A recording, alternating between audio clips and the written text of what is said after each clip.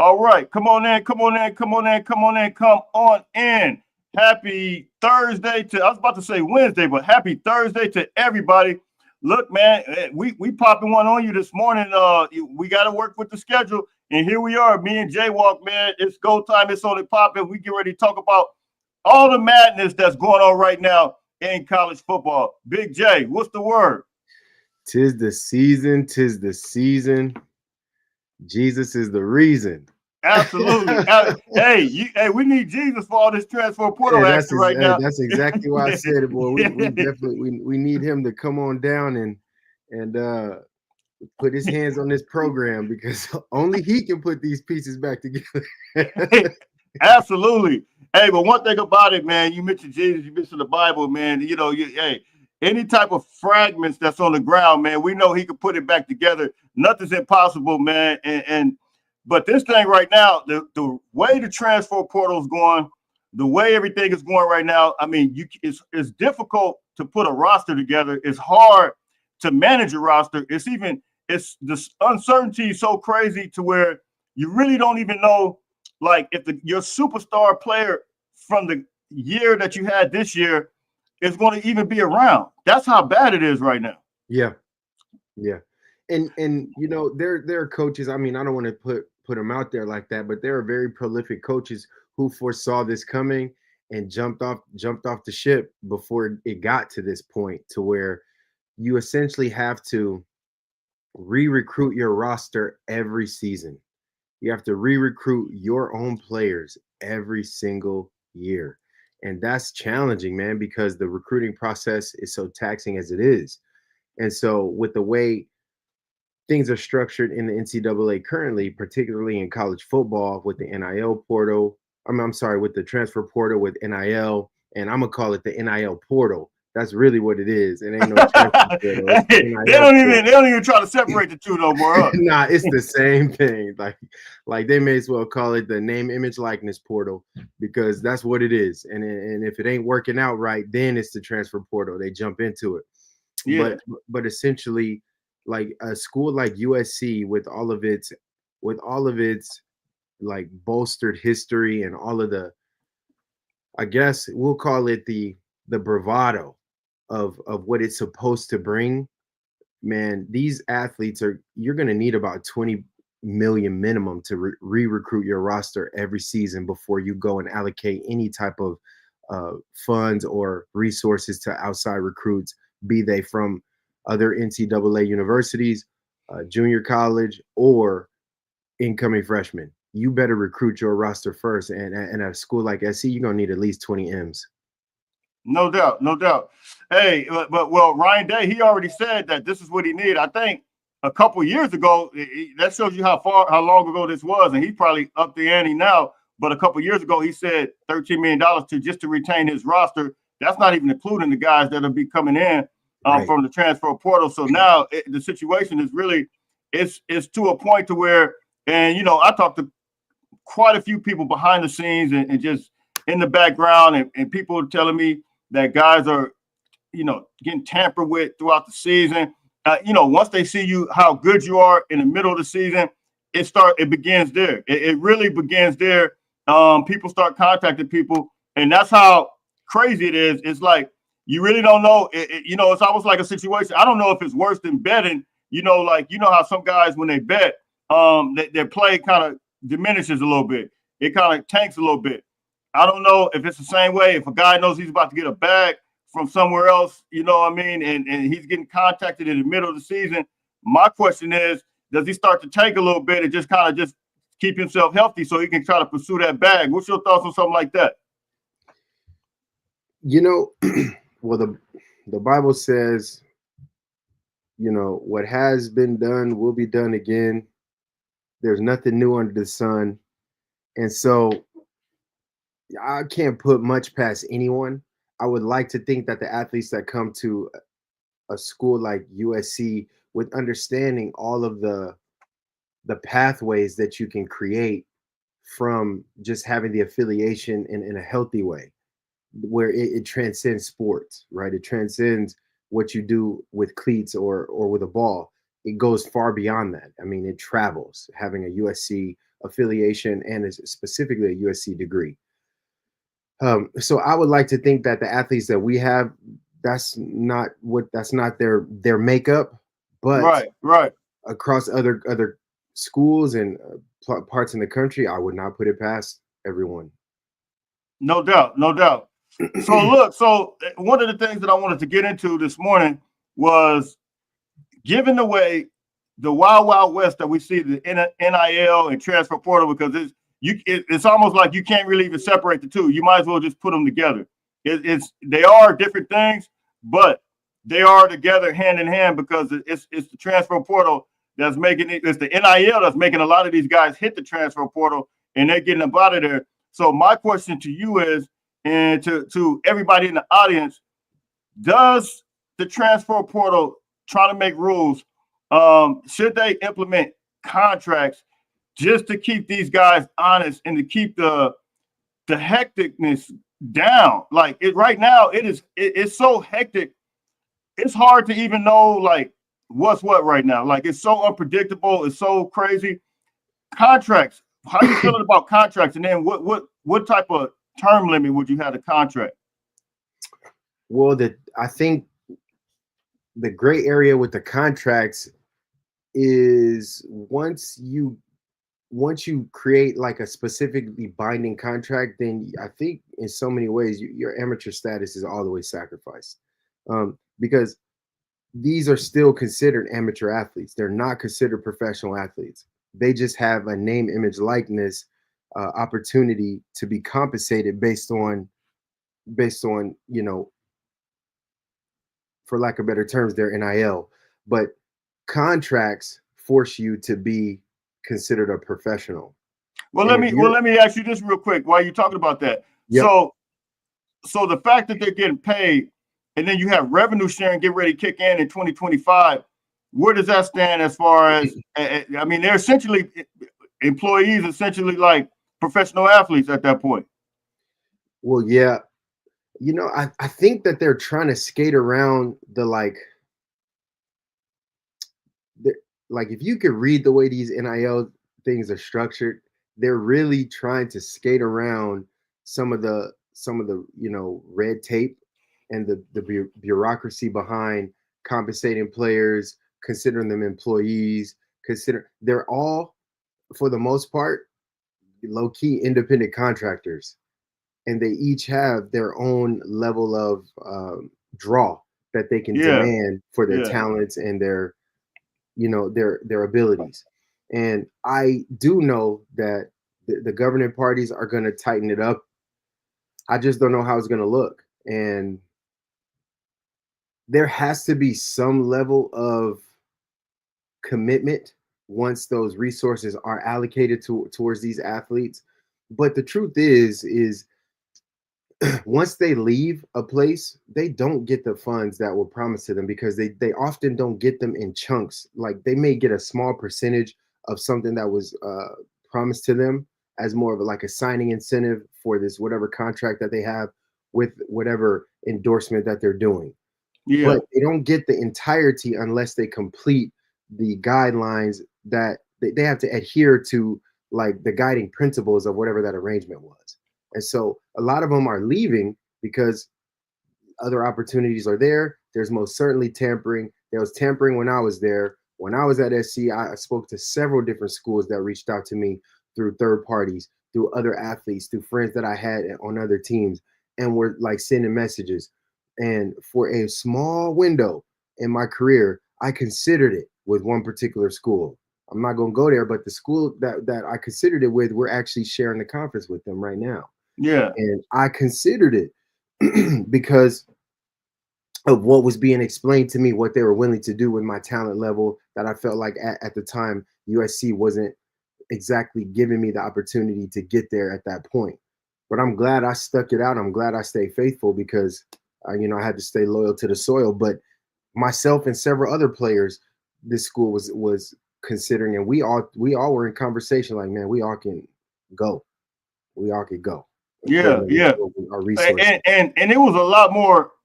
Speaking of that, and I was going to kind of get to that, it was a lot more hectic as far as competition wise. Like you really just had a situation where you got 5-star after 5-star. I got our first call coming in, so I'm gonna take it while he's in here real quick. Right on.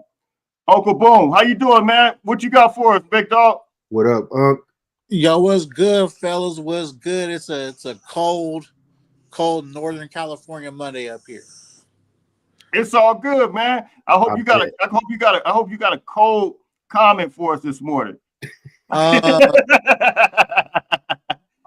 These kids ain't loyal. I'll tell you that. Well, let me ask you, Uncle Boone. Let's just keep it 100 all across the board.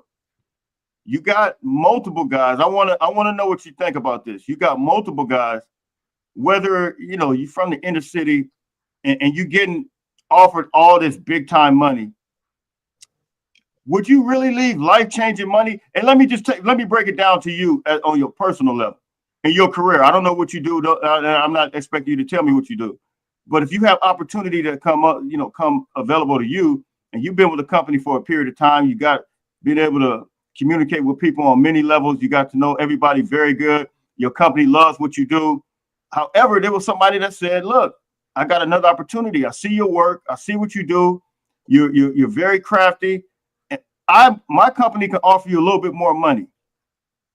And it's a significant amount, life-changing money that could change your family. What would you do? Me personally, it would honestly, it all depends. I mean, yeah, they're offering me more money, but at the same time, do I like where I'm at? If they're gonna offer me more money and I go to a new environment and then all of a sudden I hate where I'm at, I made a mistake.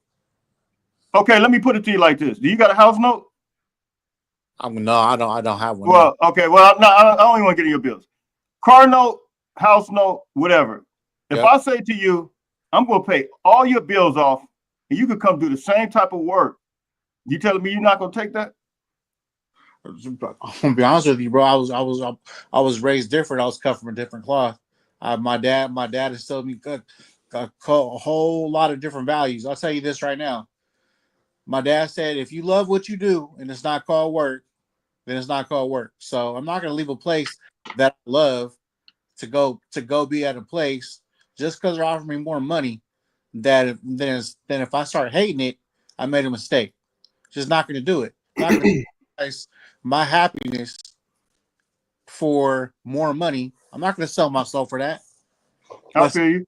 I'd love to interject when you're all done. Go ahead, Jay.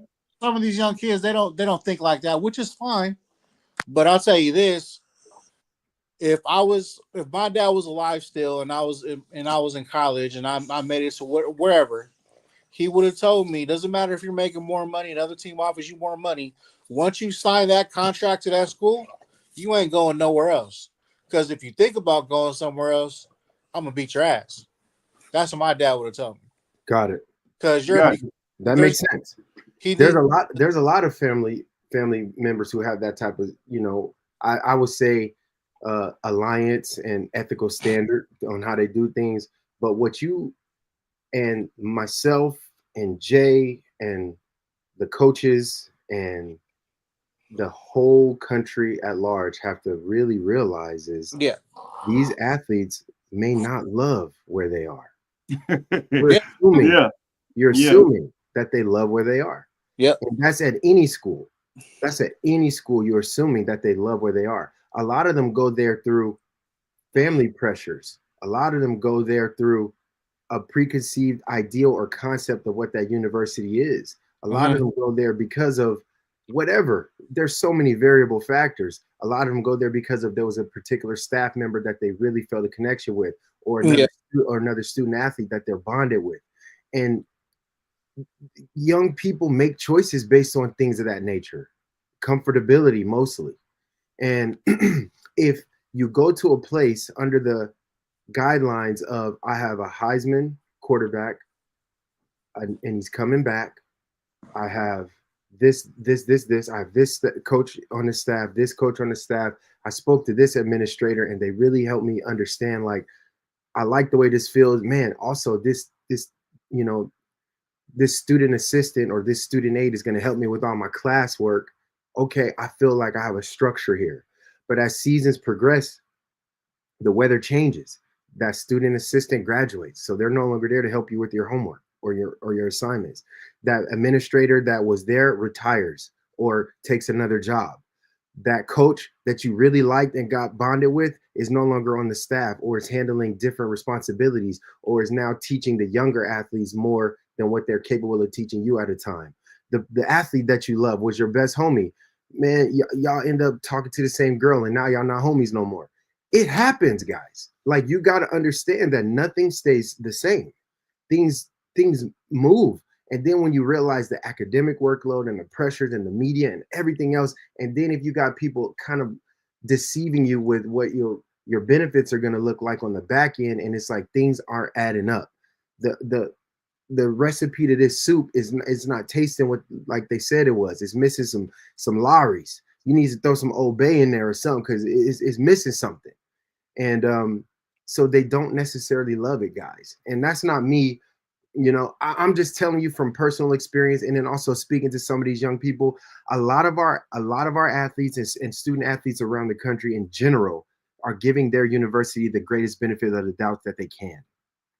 And then not only that, but then you have social pressures as well, and then family pressures where the family's like, you know what, we not talking about this, to the world, but dad got laid off. And I think Uncle Boone, that's the part. And look, you're talking to a guy that I'm trying to be loyal. I talked to a parent last night. His son has been here for a long time, and he was saying that, look, he said, my son stayed loyal to the soil for 4 years, didn't go anywhere. And we would just kind of had a conversation about the transfer portal.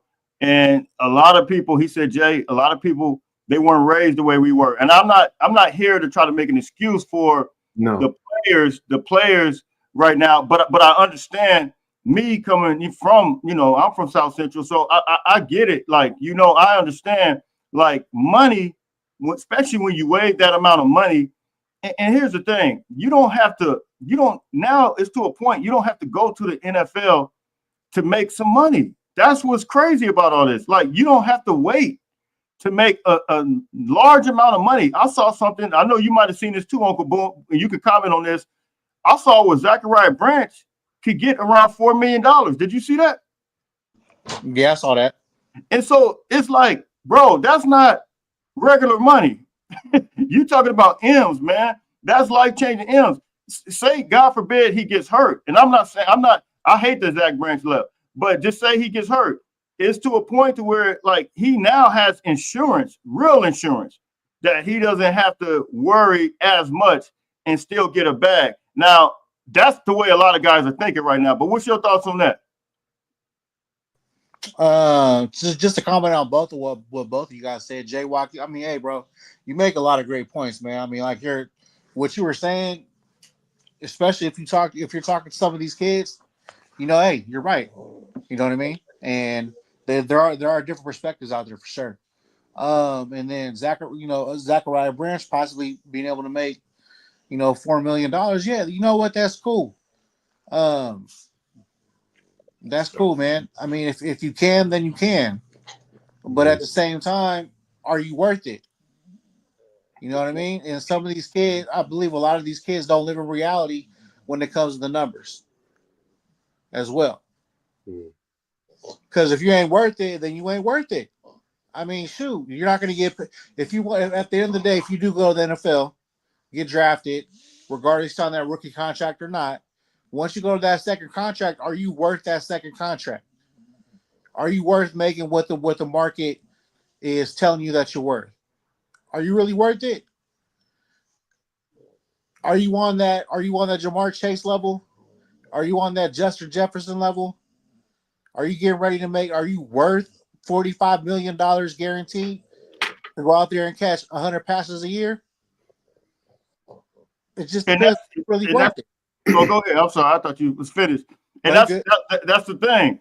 So $4 million, would you leave that on the table? Hey, if he feels that he has to go and get the $4 million, then that's what he feels that he has to do. I got you. I would say this. You're worth whatever the market is willing to pay you. Just like you mentioned, you're worth it if somebody's willing to write a contract for it. Like, and when athletes or when people in general say, people have to be realistic with numbers, I used to feel that way until I really understood how numbers work. And somebody's perceived value it's variable. It's always going to fluctuate, but essentially whatever someone is willing to compensate you for is, by that standard, that's what that person is worth. The market dictates what a player is worth, not even their abilities or their attributes, because there are players that I've read in the country who I thought talent level didn't speak to the level of compensation that they were offered, but the value was there because someone was willing to pay it and they worked hard to get the deal done. And so when we think about things like this, the world is different, guys. We can't hold on to the old values of how NCAA and particularly with regards to football works. And also there's a lot of assumptions, I think, and that's what kind of hurts us, is that we assume the most idealistic points of views with regards to our players without ever really registering that most of these players, when they committed at about 70% of confidence. So few players are like, I'm 100% in, that's it. So few players are like Miller Moss, who are like, this is what I wanted my whole life, and I'm here. And then when you have a case study of a guy like Miller Moss, who was like loyal to the soil, been wearing cardinal and gold since, before he had teeth. And and there's literally little pictures where he's missing his front teeth with little cardinal and gold and just putting his little fingers up. This guy was bred to be in the cardinal and gold. He gets there. He reaches the fruition of his dreams. He has an opportunity. The situation and scenario wasn't most ideal for his skill set at the time that he was a Trojan, so things didn't align all the way. But now, look at that dream is now gone. It's over. He's now transitioned on. And so that, if that's the case study of somebody who follows their heart no matter what and goes all the way, are we going to say that it was a successful case study? Is media going to propagate that he did it? He did exactly what he was supposed to do, and that's how you do it. That's the dream. Or are we going to say, well, man, maybe you do have to go where you're celebrated and not just tolerated. Maybe you really do need to go where you're appreciated with a monetary value and not just expected because of whatever color uniform or whatever your logo is on the side of your helmet, whatever part of the country you're in. So these have to be very sound business decisions. These young athletes have far more business acumen than most of us ever did at their age. They understand numbers. They understand numbers intrinsically. If you talk to some of them, they understand percentages, they understand investment strategies, they understand stocks, they understand portfolios, a great deal of them, because they're getting mentored and they have tutelage in areas that we didn't have access to because we weren't allowed to talk to fiduciaries when we were in college. They are getting primed for financial business decisions from the time they're 16 now. And I know this because I'm literally seeing certain kids in my county and they're having meetings with people who are going to take over their portfolios and help them navigate them by the time they commit. Absolutely. And one other thing real quick before I let you go, Uncle Boone, because I got other calls stacking in. We got limited time today.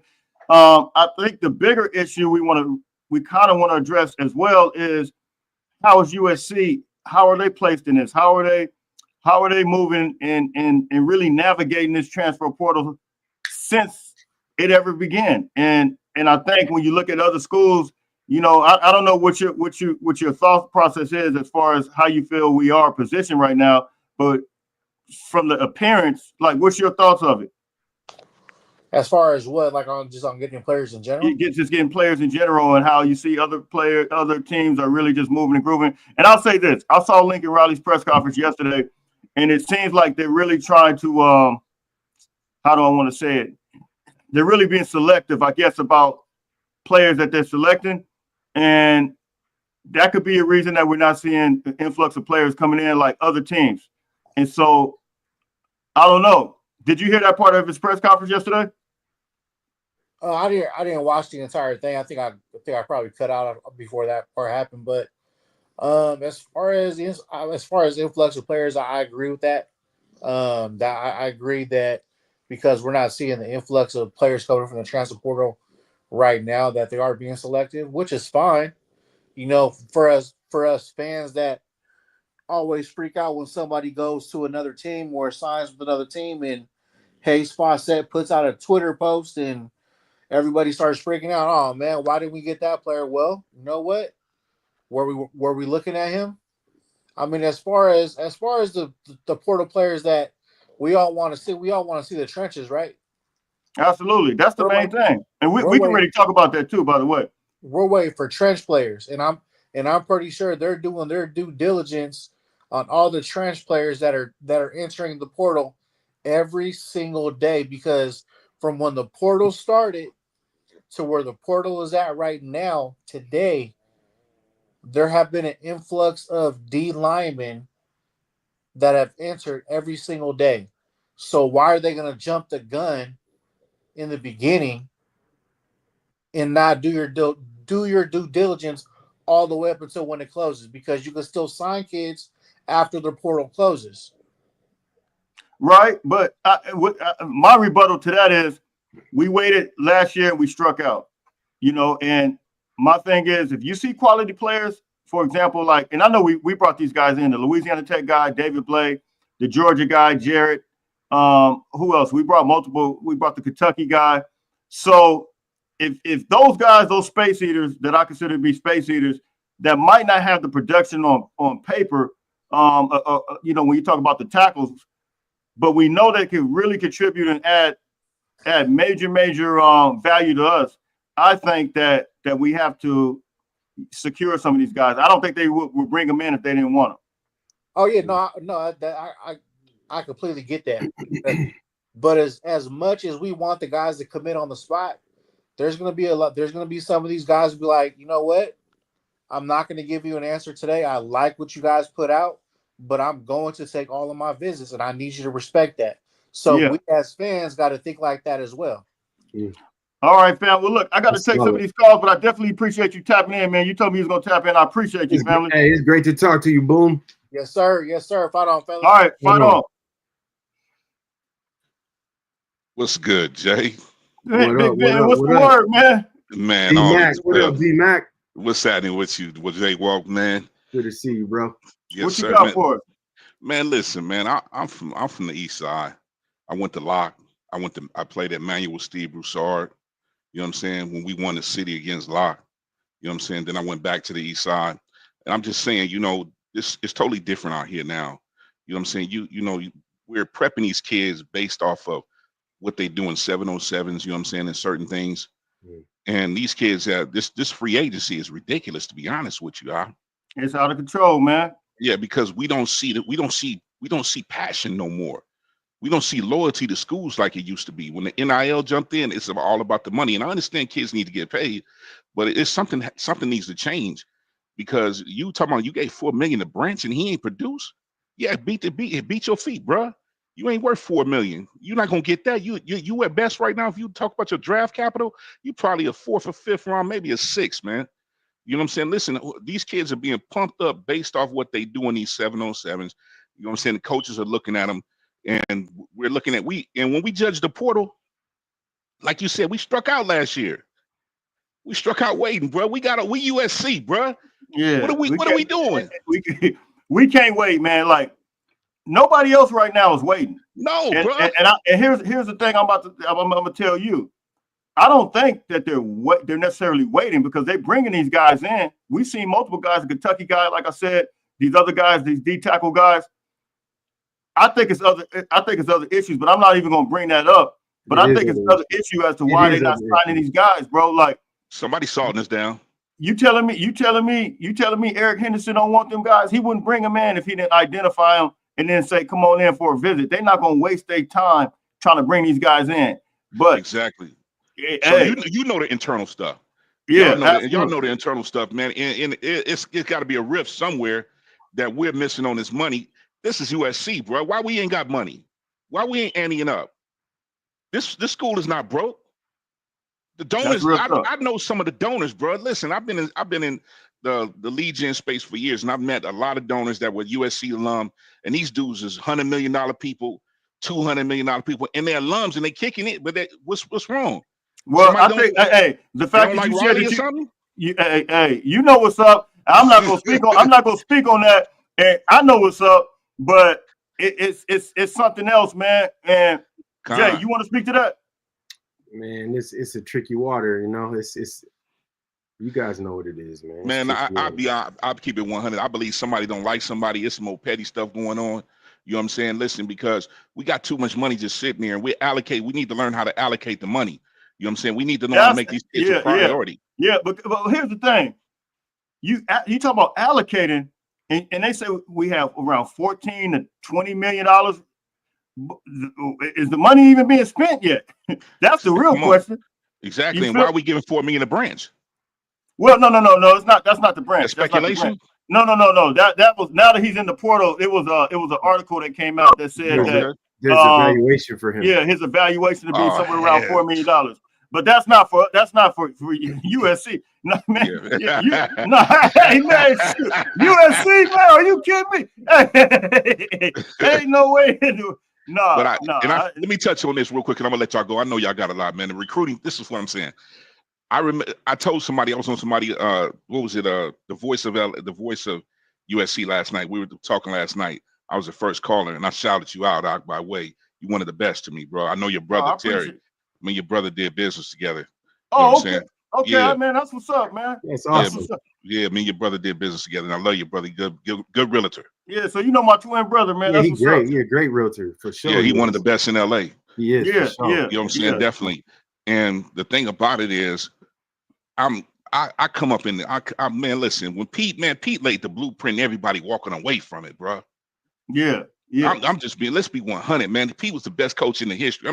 We know about the greats and stuff like that, but when we talk about locking down all this talent here, ain't no way Oregon and them didn't come in here and chip nothing that we didn't want. You know what I'm saying? Nobody came in here and chipped nothing we want. When Pete was here, he had a cage around the city, around the whole state. He took what he wanted, and nobody wants to follow that blueprint. Nobody wants to do what he did for the success. This dude had everything, and then he went and cherry picked from other states, the best from other states. You know what I'm saying? He went and did that. He took Brian Cushing out of New Jersey when Notre Dame was all in, and took Brian Cushing seen SC. And Pete, what they were doing and how live they were. This dude we got right now shows no emotion. We don't see no fire in him. You know what I'm saying? He don't talk LA football. He's not the culture for us, for me, on what I come up. I'm 55. I've been an SC fan since I was 5 years old. You know what I'm saying? I remember catching the bus to the Coliseum. I remember going to the sports arena, you know what I'm saying, and see the USC basketball team, see Cheryl Miller play. Taking field trips, bro. Exactly. You know what I mean? That's big. Yeah. You know what I'm saying? Come on, man. I remember being there, man, and the coaches was there. This dude need to learn how to lock down Los Angeles, bro. Lock down everywhere. Why Mater Dei sending people anywhere else? Why is Bosco sending anywhere else? Why is Centennial sending anybody anywhere else? When Pete was here, everybody wanted to come here. You know what I'm saying? This dude, you better learn about Competition Tuesday. You better learn something, bro. Man, Jay Walk, he can tell you about Competition Tuesday, man. Come on, Jay. I know you know. Yeah. You know, I know I can't put you out there like that, but you know, man, the culture, what it was, bro. Of course. Y'all was dogs. That's why it's painful. And these dudes I see now, these players now, they lackluster, bro. They ain't got no heart. They ain't got no grind. Some of them, I'm not saying all of them, but some of them, man, they ain't got that dog in them. They ain't got like y'all had, man. They didn't have it like when, you know what I'm saying, Woods and them was here and all the other boys was here. You know what I'm saying? Them dudes was straight on the grind. They was hungry. Them wide receivers, man, you go take a look at the history of USC wide receivers. And look at this batch you got right now. The only one I love is Mekhi Lemon, man. That's real talk. Lemon got that heart. He got that dog in him. And he won a ball. So I don't see that heart with these cats, man. The best game I seen was Michigan, and we let that down. You know what I'm saying? When I'm talking about heart, I'm talking about squabble, that grind and get out there, want to kill somebody and make it happen with the extra effort. I just don't see that in these dudes, man. I just don't see that. The money that messed up a lot of people, man. Well, college football as a whole right now, bro, it's starting to be unrecognizable, man. Like you can't even you can't even pinpoint to like the way we grew up anyway, man. We threw up. Well, look, we had to play street football, tackle in the street until the street lights. When the street lights came off, that's when we went in. You know what I mean? And that's what Miles was like. That's when you come in. But I don't even know, bro. It's yeah. We was talking about the city. Yeah, you want to say man. something real quick before you get out of here, man? We got to take some more calls. You want to speak to that, Jay? Man, it's hard for me to speak on athletes in this generation because I can't, because we can't expect them to do what we did. They've never had to endure what we endured, and vice versa. There you go. I agree with you, Jay. We don't know how we will be handling the pressures of social media and building your personal brand. Exactly. What do we know about that right now? Like, these athletes are being taught every day. You have to build your brand. You have to build your brand. And there's internal pressures and expectations from family members that most of us never had to go through because we knew we wasn't making no money until a certain amount of time. Where it is very different now, where you got parents, you got loved ones, uncles, relatives, grandfathers saying, man, don't take that extra step. Dive, man, jump out of bounds, man, don't do you. It's so different, guys. I believe it. It's just different. And so you have all this. Like you pro. You're pro. They're pro amateurs. That's what they are. Yes, sir. This is pro-am football, and they're making absorbent amounts of money, some of them. They know that, a 10 touchdown season should equal certain amount of incentives. Whereas before, we was like a 10 touchdown season, man, we might make second team all conference, man. We might make first team all conference. They're not. That's not totally different wavelength now. I agree with you on that, bro. I say this out the door. I just can't judge them. I just gotta love them for what it is. Yeah. These young men are pioneering something brand new. It's the first ever. They're all going through this for the very first time in our history, human history. That's why I have grace for them. I have so much grace for them because they're still their adolescent minds are merging into their mature minds. Yes, sir. All these pressures. And so I just have to love them and just pray that they all do what they feel is best for their family and the longevity of their careers and their health, because you also don't know how unhealthy certain environments are when there's something as pervasive as money being always thrown in your face. I agree with you on that, bro. I do. And you made me see it from a different perspective, Jay. And I appreciate that, because these kids are under a lot of pressure, and it's coming from a lot of parents as well. And it's coming from people when they spot talent. You got the talent evaluators that want to jump on and push these kids in a certain direction. You know what I'm saying? So they can leech on to these kids, Right. So I say to the kids, beware who wants to get in your circle. Beware who wants to talk finances with you. Beware who wants to talk about being a brand with you. Because what are your intentions? What are your intentions? Because you see I have talent and you see them going in a certain direction and you want to monetize that for your self-gain. You got to be aware. Be aware, parents. It happened to Reggie Bush. You know what I'm saying? But we don't know the whole deal on that. But look at how they did with him. I do. Yeah, exactly. I know exactly what happened. Yeah, Jaywalk, he played. I don't know if you ever remember when I first had Jaywalk on. He kind of told the whole situation, man. But we'll say that for another day. We may need to do that for another story. But I got some more calls to take. But yes, brother, sir, man. Hey, I appreciate you, big dog, for tapping in, man. Always, man. Love y'all, man. Shalom, shalom. Likewise, happy holidays, man. Be safe with your loved ones, man. Man, blessings to y'all families, blessings to the business, man. Listen, we need 10,000 subscribers, Aki. Hey, man. We need 10,000 subscribers. 10,000, come on, man. I receive that right now, bro. Right now. All praise to the Most High. We need 10,000 subscribers, Aki. Absolutely. Keep doing what you're doing, Jay. You good dude, man. Hey, I appreciate you, fam. Fight on, big dog. Yes, sir. Big Leon, I'll see you with the glasses on, big dog. You trying to show us up, man, or what? Hey, listen, I had to bring up Tom Ford's because the future's so bright. You know what I mean? Hey, these are Tom Fords right here too, though, man. We gotta do what we gotta do, man. You got Tom Ford up around here, man. Hey, that's why we get each other, brother. You know what I mean?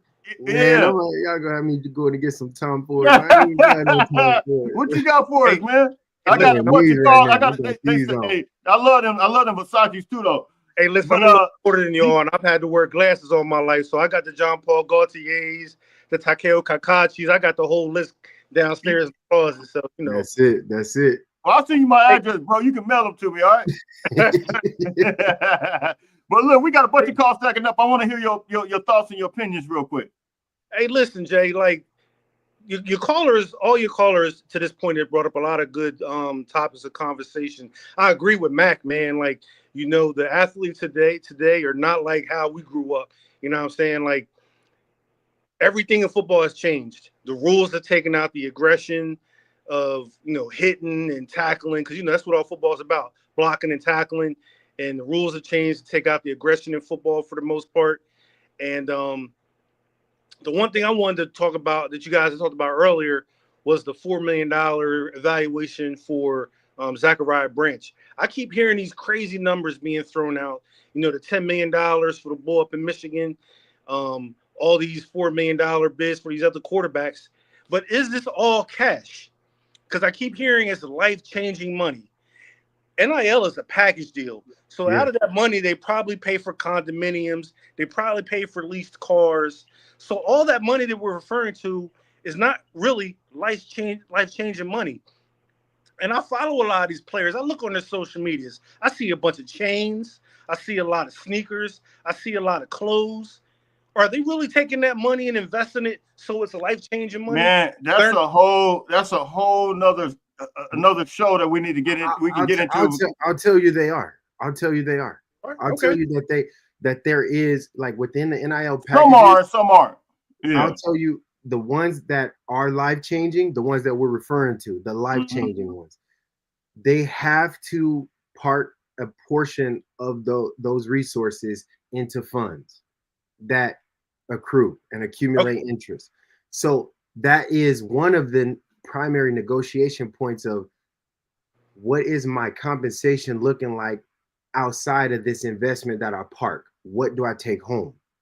And honestly, at this age, you can get the chains, you can get the designer, you can get all that with just walking into the store now. So don't think that they have to pay for all these clothing apparel. No. The brands want them to wear their clothes now. So, like, you can walk into small boutiques that sell licensed Gucci merchandise, licensed Louis merchandise, and be like, hey, you know, can we put together a little package? I'm gonna wear your stuff. I'm gonna wear your brand. Tell them where they can come get it, and you just give me a size large and this shirt, those shoes. That they don't have to buy it anymore. If we couldn't do that, we could ask for gear. But these kids can, because you're allowed to have those benefits and those incentives now. So don't think that they have to spend money on all their stuff. I know jewelers who make designer jewelry and just put it on the athlete's neck for brand recognition and say, hey, if you do 20 posts this year for me in ideal settings, your pregame walkout, your postgame interview is yours. This chain is worth 50 racks. It's yours. They don't have to buy all that stuff anymore. Okay. Not all of it, at least. Not all of it. Then that answers the question for me, because, like, I keep hearing the life-changing money, and that, you know, we're talking from, I'm 50 years old. So we're talking from years of experience about taking money, putting it aside, getting IRAs and mutual funds and stock options and all that kind of stuff. And I'm like, I wonder if the kids are doing the same thing. That's how it becomes life-changing money. Yeah. You know? Hey, I don't know if you remember, I had a guy, he was part of the Conquest Collective on this show. Him and Jeff McKay were on this show about almost 2 years ago now. His name is Murph, but he was the one that started the Conquest Collective.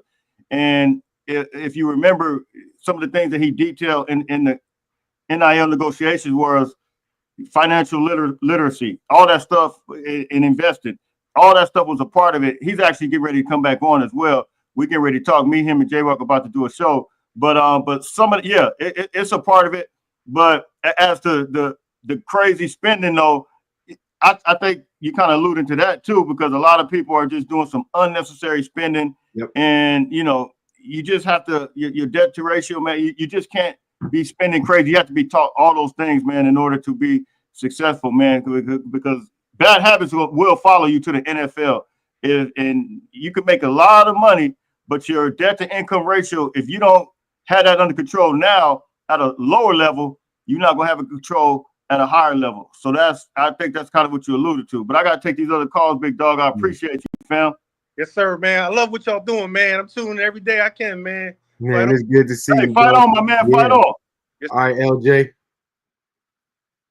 Let me get this one. Where is that? Hugo, Hey, what up, big dog? what's What the up? What word? up? How you doing, man? It's all good, man. Out here just grinding. You know what it is, man. What's up, Jay? Big Jay? What up? Jay What up? Walk? Go, go. What up? Go, go.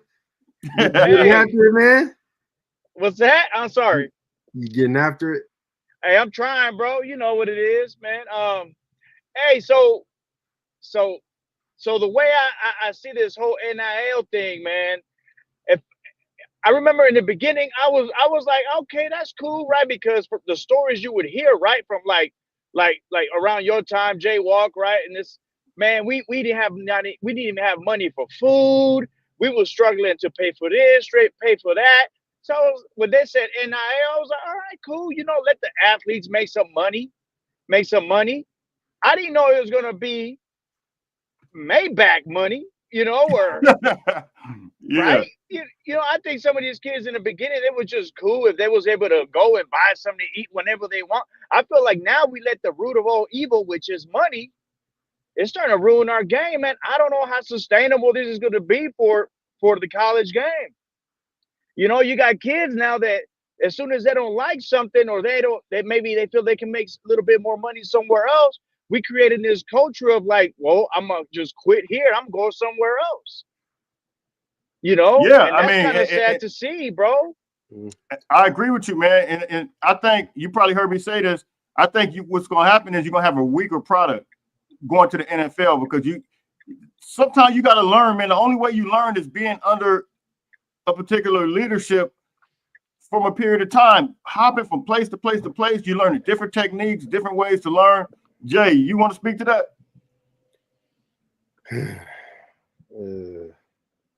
He mad. It's just there's just so many layers. It's such a complex equation because it's two sides of the same coin.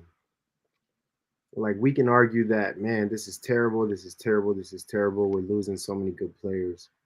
But then when we're the recipients and the beneficiaries of good players who leave other programs that come to SC and contribute, such that of a Caleb Williams, who now is going to be considered to date the greatest USC quarterback that has played there, statistically. I don't know if that's going to be popular opinion. I still very much love the quarterbacks I got to play with, but it's not debatable the records that he broke while he was here.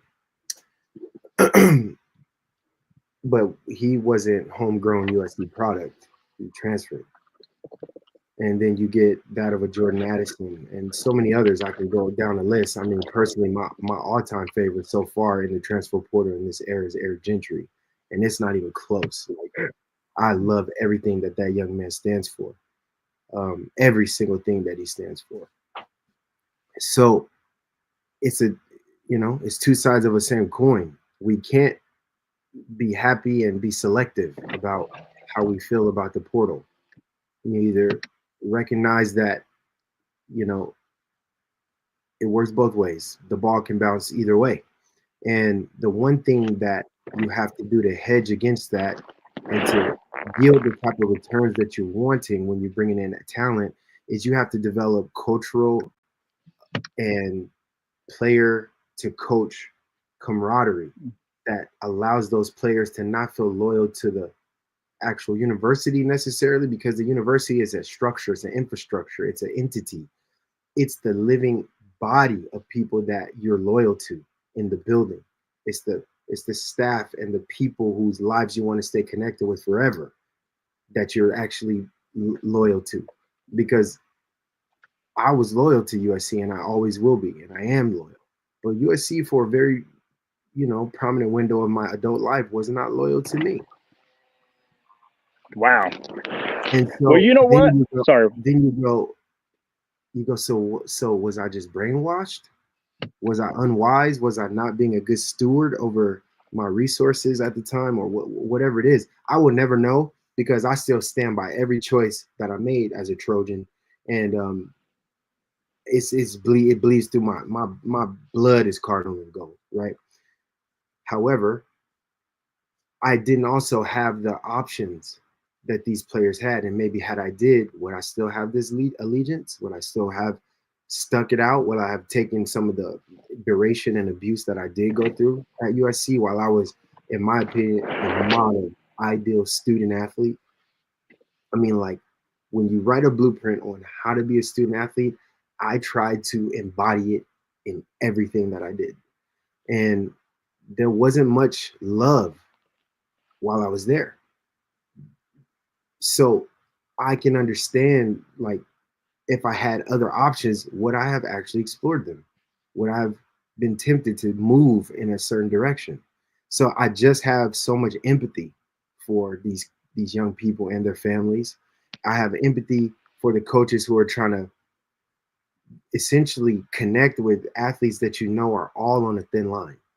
That, like, coaches, the best ones are like puppeteers. They have the strings and they can control kind of the emotional state of the position groups and how to get what they really. Coach Carroll did have us all brainwashed. We were brainwashed to be with Coach Carroll, but we were brainwashed because we believed that we had camaraderie, we had a commonality, so it was easy to get behind that concept. But to tell us to do the things that we did and the nature by way we did them was brainwashing. Believe me, it was, guys. And I'm not saying that this is a negative thing. It gave us one unified mind, so we had one unified approach. It's the difference between going and taking your hands like this as individuals and slapping somebody. You might hurt them, it'll sting. They may fall down, but when we learned how to do this, and Coach Carroll and all the staff brought us together, and we delivered that same blow, it was a knockout versus just a knockdown. And so that is where these coaches are trying to teach these athletes how to get here. And I think it's like, that's it. That's what our team is. It's not quite here yet. And you need the glue, guys, in the staff and the supporting environment and the locker room to bring this together. And then you need all of the shared experiences to compact it and cement it so that when you deliver, the blow is definite, it's definitive.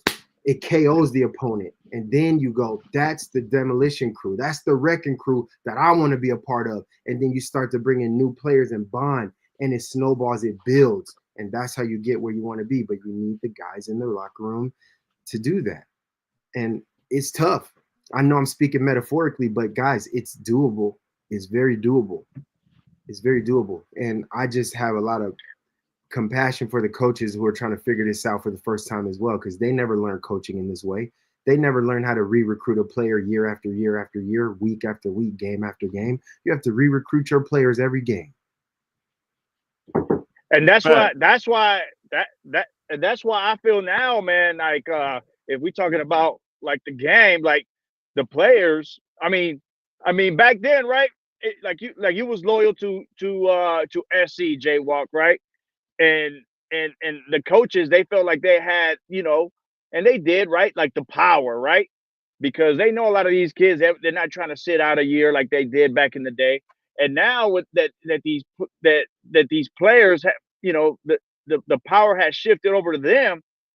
It's kind of just now it's just a free for all. It's just a free for all, and that goes back to what I was saying. Like, I feel bad because I love college football. Because back then, what was the talk? The talk was, man, I love college football because these kids, they trying to show how good they can be for the league. Now I don't even know if they even really. A lot of them are looking past college because it seems like a lot of them make more money in college, which is cool, but it's going to hurt now the NFL, and who knows where it's going to trickle from there, And I got one more point, man. A lot of people hold on, Hugo, 1 minute. J-Walk, Yeah. you gotta go. You gotta get out of here. I can't. You're on mute. Sorry about that. Okay. Yeah, man, I got this other appointment that's knocking right now. Okay. I knew you had to get up out of here, but hey, I appreciate you, family, and I'll give you a holler. That's why I didn't mean to interrupt you, Hugo, but I knew we had to go. For sure. You good? Okay.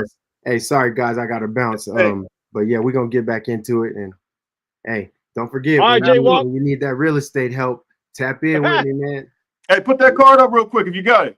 You know what? I don't even have a card in front of me at the moment, but okay. All right. For sure. All right. Hey, much love, guys. Why don't J-Walk. All right. Hey, so what were you saying, Hugo?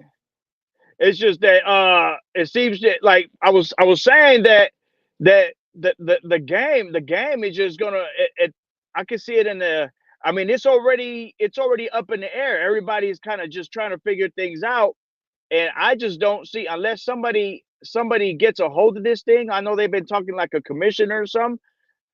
Man, like this the college game. I know you said the NFL eventually is going to start hurting from this. I don't know how sustainable this product is, bro. I'm actually getting to the point where I'm like, man, I'm gonna just start watching NFL because I don't know who my favorite player is gonna be. They gonna stick around, blah blah blah, right? We don't know what the numbers really are, you know, that type of stuff, man. A lot of people they talking about do the Pete Carroll blueprint. Well, man, you see Nick Saban just walked away. What's that say? That I don't even know if the Pete Carroll blueprint will be working right now because it's about money. Root of evil has entered this sport that was pure for a while. I don't even know if it's sustainable at like the way it's going right now, man. Because man, that is going to corrupt the locker rooms. It's going to it's these kids. Before it was just maybe the mom and the dad. Oh, go to this place for academics. Now you got your boys and all your family telling you to go wherever the money's right, but it might not really be good for you. It's just crazy now, bro. I hope they can fix it, man. Straight up. Yeah, man. I totally agree. We're certainly living in a different environment, man, and hopefully, I see other schools adapting quicker. Hopefully, our school can adapt a little bit quicker. And I don't think I believe our position coaches, all our coaches, Eric Henderson, Doug Belt, Deontay Land, I believe that they want to get these guys and they're bringing these guys in that they want. I just believe other parts have to adapt in order to, secure these guys. That's my belief. And that's, kind of what I've heard.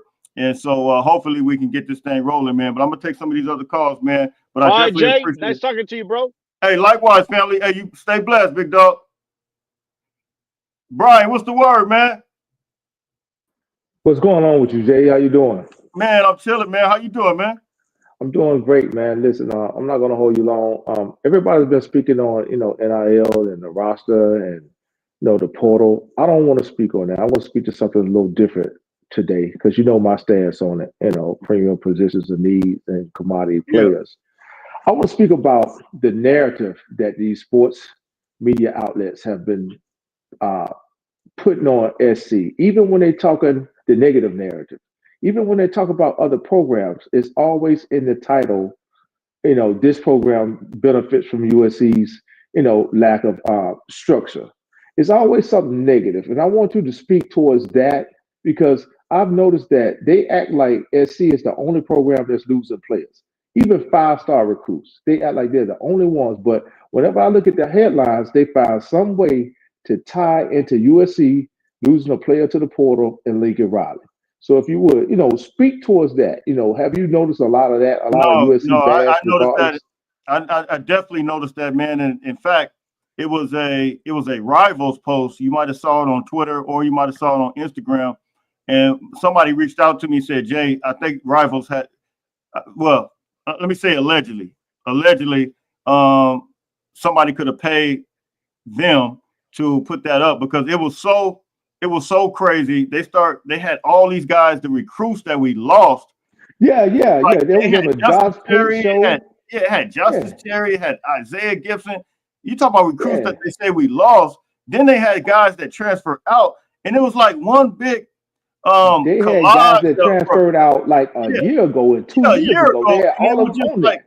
And it was just like they built this case up against USC, and I'm like, somebody was like, man, I think somebody might have paid for that. But I do believe I totally agree. It's like a negative agenda to destroy USC for whatever reason. I've never seen, like, you got multiple schools that are getting players transferring out right now. I've been seeing Alabama, but to have a whole garage, your whole portfolio is really advertising USC and the players that mass exodus is the way I saw one network describe it. Right. And so it's absolutely it's insane, man. I don't know. I don't even understand it, man. I can see if we were on top. I can understand that. Okay, they trying to steal some recruits away, and using this, but it's like they try to prevent us from getting back up to the top, and it's been all over.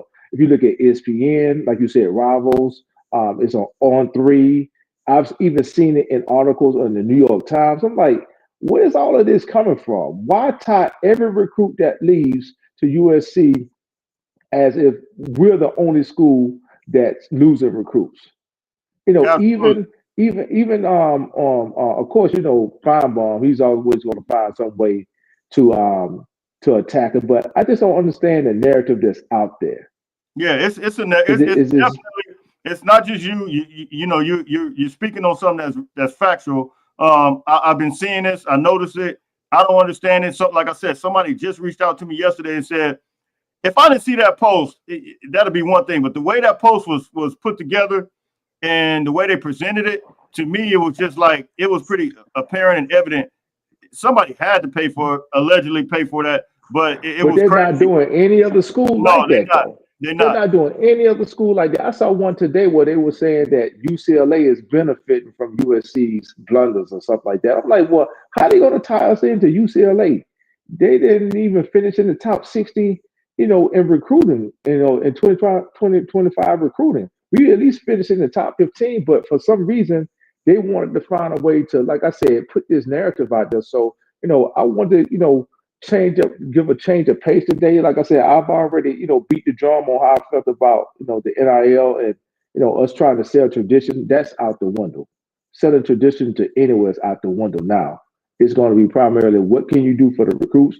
You might have a couple that's going to be loyal to the soil, like a Tristan Castro and the other kid that they recently signed that committed. But outside of that, man, you're gonna have to pretty much, come with a better package, and a better deal than anybody else. But go ahead, Jay, and I catch up with you, Yeah, man. I I appreciate appreciate you. you. Hey, yeah, Let me on. you right on. You spot on with it though, man. I definitely Yeah. agree with you. But I appreciate you All right, tapping in, man. I'm gonna take these other all ones. right, my But man. right on, big All right, dog. all right. Don. What's going on, Jay? Can you hear me? Yeah, I can hear you loud and clear, man. How you doing? I'm good. I'm good. How about yourself? All right. What you got today? So I'm coming on late, but one thing I just wanted to touch on is just kind of what you guys mentioned just a little bit ago. It's just like the complaining that I've seen from a lot of the fans. It's bad, man, It's and it's like terrible, man. it's It's terrible. and it's one thing for like the casual media to kind of see, but in this NIL environment, you got to think it's like the league, right? Like if a guy doesn't produce in the league and they had the power to cut him, they would, right? So if a guy is leaving and they're not producing, what are we going to replace them with? And I see a lot of people upset that we're losing certain skill positions. I mean, the thing that separates, and I commented on some posts on Twitter about this. The thing that separates programs is not what's on the outside; it's the trenches. So if we're allocating money towards that and our NIL towards that, no issue. One thing I do have an issue with though, recruiting wise, is there's no reason, high school wise, we need to be getting guys from other states, skill position wise. We have too many talented receivers, corners, you know, all that in California to be going to Texas for guys. No disrespect to the guys we're getting from there, but that's not something that we need to do. Like, and I think that started with the Clay Helton era, where I don't know if you remember this dude, but I'm pretty tuned into SC recruiting and stuff like that. I play receiver in college. Um, but we had to do something man jacked. And I Yeah, remember looking up. Joseph Manjack out of the Yeah, state of Texas. yeah, I remember looking up like, who the hell is this dude? And that's just one thing that I don't want to see happening, because especially with the skill position talent we got in California, that's one thing that we don't need. But I just want to know your thoughts on that. No, I totally agree. I mean, that's kind of a thing that we've been kind of beating on this show. That yeah, USC absolutely. That you don't really. I mean, for anything really, you don't really have to go outside and look for anything. However, I do think you got to kind of maintain the national brand of USC and the blueprint. We talk about the blueprint of Pete Carroll. He did not only did he secure the California borders, but he did go outside of the borders and get massive recruits as well, whether it's Nelson Aguilar, whether it's Keith Rivers from the state of Florida, whether it's Mike Williams for Tampa, Florida, whether it's Buck Allen from Tampa, Florida, or Dwayne Jarrett from New Jersey. I can go on and on and on about multiple guys that we got from different states.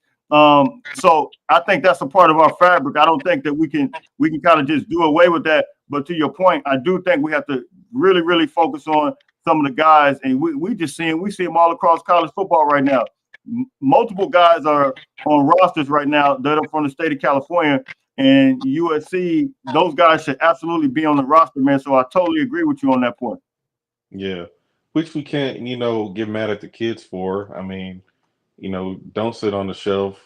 Play as much as you can, get as much money as you can while you can. But I don't know. I just would prefer we emphasize recruiting in state a little bit more, skill position wise, because guys that you mentioned were all pretty much 5-star dudes, the top of the class kind of deal, right? Yeah. And I And this see, Miss Lane, she's saying a good point here. Sometimes staying home is not what the best is not what's best for the athlete. And I yeah, for totally sure. think my microphone is tripping. Can you hear me? Can you hear Yeah, me? Okay, yeah. Staying home is sometimes not the best for the athlete, and I totally agree with her on that.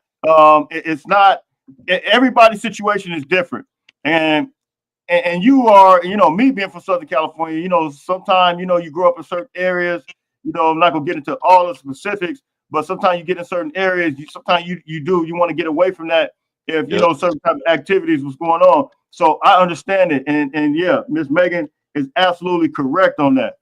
yep. So anything else you want to say before we get out of here, man?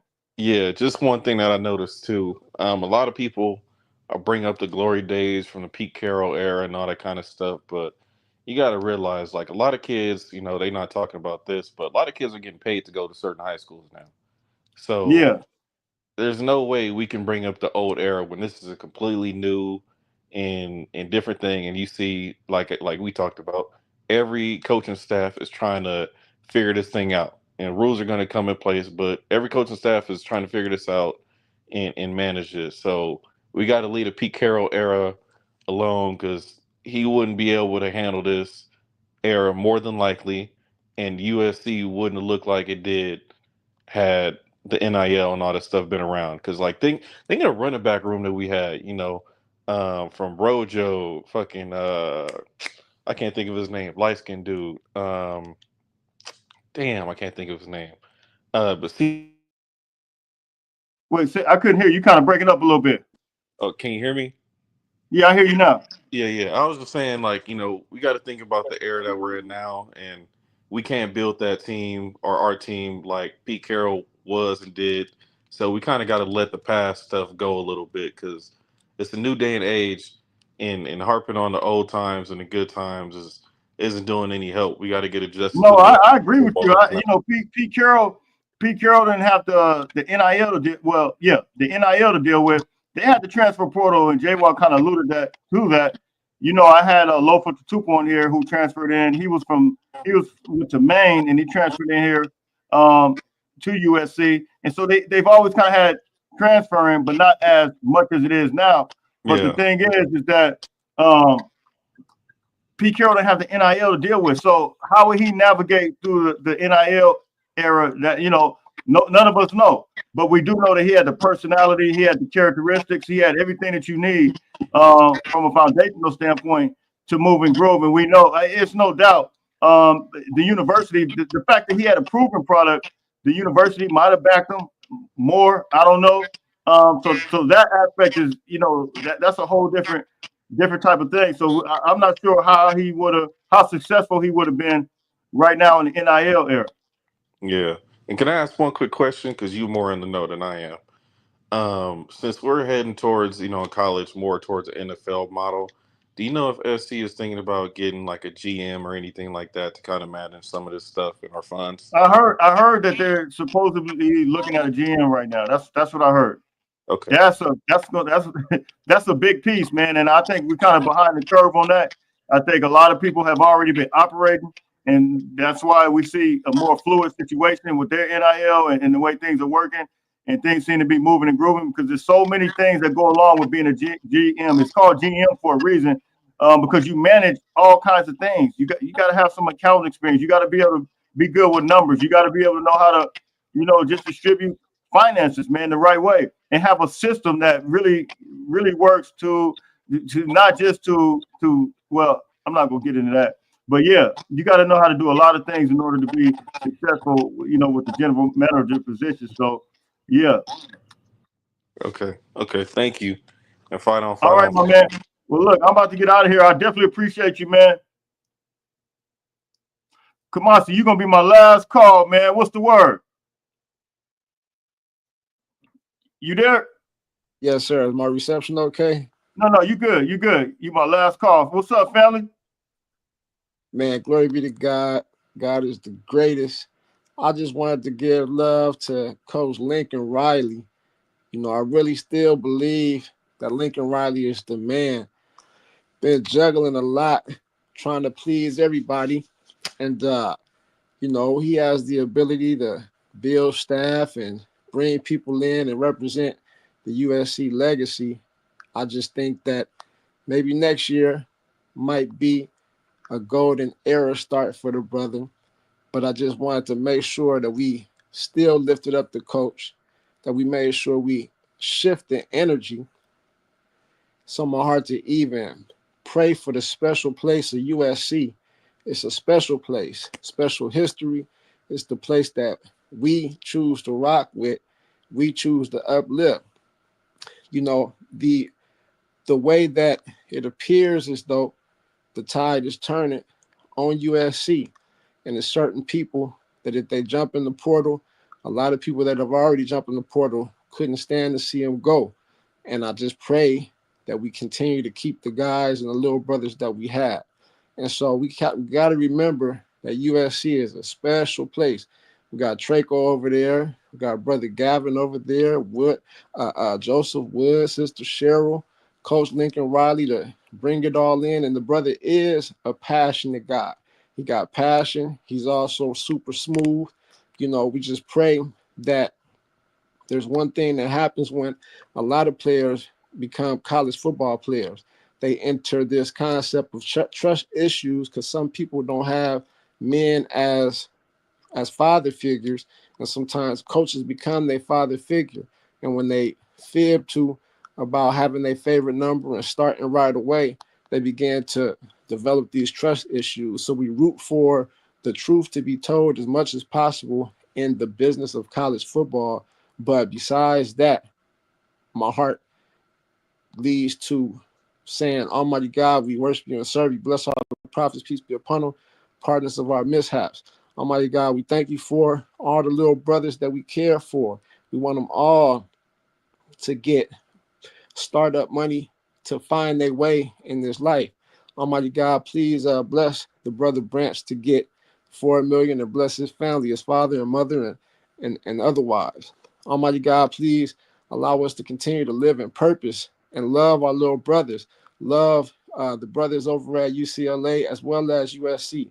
Almighty God, that we get these degrees and be able to have purpose living in life for all ethnicities and all people. Allow us to remember that we all one and that we worship you. We want to return to your kingdom, dear Lord. Allow us to remember what this is. And we thank you for Jaywalk. We thank you for USCJ to bring us in as a community that we could pray together, stay together, rise together, and change the frequency that we dominate with your dominion. And dear Lord, if the brother USCJ wanted to end the prayer, please put it on his heart to whether end it or just say amen, and with your permission, dear Lord. Amen. Hey, Kamasi, I always appreciate you, man. Appreciate you tapping in. You always welcome on here, man. So look, I'm about to get out of here, and I want to say, Miss Megan Lane, I had to double check for a minute. I just realized you Jacoby Lane's mom. Forgive me for not even. I put your comment up here, but forgive me for not realizing who you are just now. Hey, so salute to you and thank you for tapping in and coming in with us today. Definitely appreciate you, Miss Megan Lane. So look, Kamasi, I'm out of here, man. I got to get ready to tip out of here. Appreciate you coming in, man. You can just get out of here with me. Look, until later on, listen, everybody stay blessed. You guys already know where you can find me. It's USCJ32 on Instagram, USCJ32 on Twitter. Until later on, fight on, fight on, fight on.